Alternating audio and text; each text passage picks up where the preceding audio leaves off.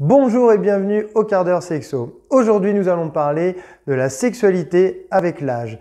Eh bien oui, la sexualité ne s'arrête pas avec l'âge. Il n'y a pas d'âge pour le plaisir, la tendresse, les sentiments amoureux et la sexualité. Donc on va voir aujourd'hui que peu importe l'âge, on peut conserver une sexualité épanouissante. Eh bien oui, la sexualité avec l'âge va forcément être modifiée comme toutes les dimensions de la vie, que ce soit la condition physique, que ce soit le fonctionnement cognitif, tout s'altère légèrement plus l'âge avance. Donc la sexualité n'y échappe pas. On va avoir une modification de la réponse sexuelle, c'est-à-dire une excitation qui va mettre plus de temps à venir, tant chez l'homme que chez la femme. On peut avoir également des faiblesses musculaires et qui vont impacter directement le périnée, ce qui peut entraîner, et de façon assez courante, une incontinence, c'est-à-dire une difficulté à retenir ses urines. Et on va voir que dans la sexualité, il peut y avoir une incontinence coïtale. On va aussi avoir le poids des pathologies chroniques qui, avec l'âge, ne cessent de se développer. Et puis, on parlera aussi des stéréotypes liés à la sexualité. Car oui, la sexualité, ce n'est pas de la performance, mais uniquement du plaisir.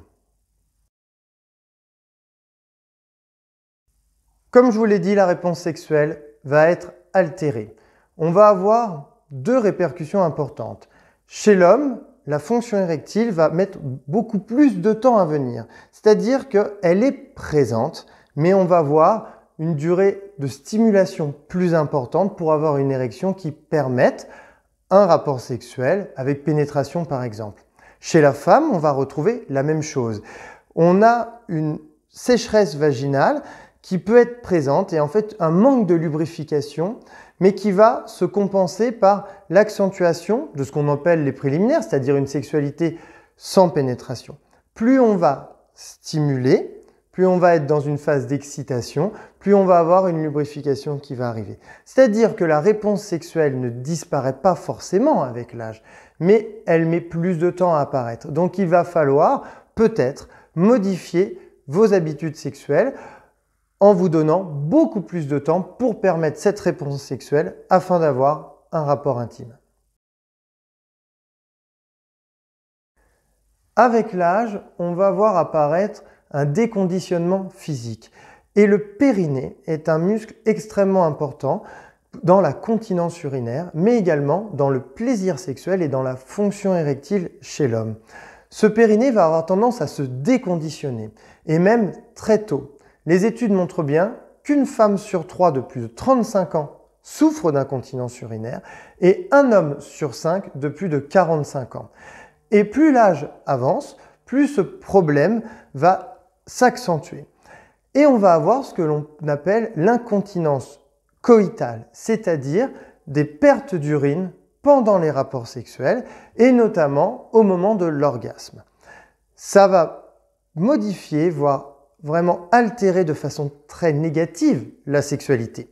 Pour répondre à cette problématique, c'est de renforcer le périnée. Donc plusieurs solutions. D'abord, demander une prescription par exemple pour aller chez un kiné ou une sage-femme pour les femmes et faire une rééducation spécifique du périnée, mais également des activités physiques bien centrées sur un travail des muscles profonds, car le périnée est un muscle profond, afin de retrouver une tonicité suffisante pour maintenir, contenir les urines et ne plus avoir ces problèmes d'incontinence. De plus, si votre périnée est bien musclé, chez l'homme, l'érection n'en sera que meilleure et chez la femme, le plaisir lors des rapports sexuels et notamment pendant la pénétration sera accentué car une faiblesse, de manque de tonicité au niveau du périnée va donner des sensations plutôt désagréables et on ne sera plus sur du plaisir sexuel pendant les rapports. Donc il faut absolument travailler ce muscle, cet ensemble de muscles qu'on appelle le périnée, pour retrouver une sexualité plus épanouissante. On ne peut pas parler de vieillissement sans aborder les pathologies chroniques. Leur incidence est très importante à partir de 50 ans. On voit apparaître de plus en plus de pathologies chroniques comme le cancer, l'obésité, les problèmes respiratoires, l'asthme.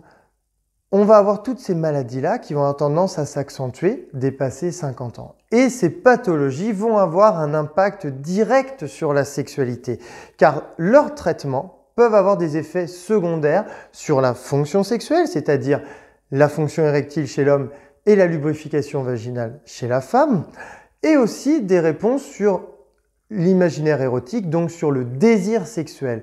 Toutes ces thématiques que nous avons abordées dans d'autres vidéos et qui sont vraiment importantes pour la sexualité. Si je prends le cas des sécheresses vaginales chez la femme, qu'est-ce que ces sécheresses vont impacter dans la sexualité? Eh bien, ça va provoquer des dyspareunies, des douleurs à la pénétration. La sexualité ne sera plus alors un plaisir, mais va devenir quelque chose de douloureux, de désagréable. Or, ça ne rime pas avec le mot sexualité. Pour répondre à ça, il va falloir, dans un premier temps, consulter un médecin pour avoir des conseils très pratiques. Alors, il y en a certains qu'on peut avoir directement, c'est-à-dire acheter un hydratant vaginal en pharmacie pour réhydrater le vagin et pallier aux sécheresses qui seraient induites par la pathologie chronique. On a aussi des traitements à base d'hormones, où là, il faudra une prescription par votre médecin pour avoir des ovules spécifiques qui vont redonner une lubrification vaginale. Et puis, on a les injections d'acide hyaluronique. On a également le laser pour rebooster la lubrification naturelle. Chez l'homme, qui va souffrir peut-être de dysfonction érectile à cause des pathologies chroniques, on a aussi beaucoup de solutions. Il faut consulter un médecin. Il y a les IPDE5, qui sont le Viagra, le Cialis ou les Vitra, la petite pilule bleue qui vont permettre de booster la fonction érectile. On a également les injections intracaverneuses, des injections que l'on va faire directement dans le pénis pour provoquer une érection. Et on a aussi le gel intra-urétral qui fonctionne de la même façon. Ces médicaments-là, il faut une prescription médicale et le mieux, c'est de consulter un urologue. Sinon, on a aussi ce qu'on appelle le vacuum, c'est une pompe. Alors là, on est dans des solutions mécaniques, sans médicaments, où cette pompe va permettre de provoquer une érection et à l'aide d'un petit anneau que l'on va mettre à la base du pénis, on va garder l'érection pendant une demi-heure, 3/4 d'heure maximum pour avoir un rapport sexuel. Et la dernière solution, c'est la prothèse pénienne, où là, ça nécessite une chirurgie pour mettre une prothèse à l'intérieur du pénis et avoir une érection mécanique. Eh bien oui, comme toutes les dimensions de notre vie, la sexualité doit changer avec l'âge. Elle doit s'adapter au changement de la vie. Le corps va être plus fragile, peut-être un peu moins dynamique, donc la sexualité sera sûrement moins physique.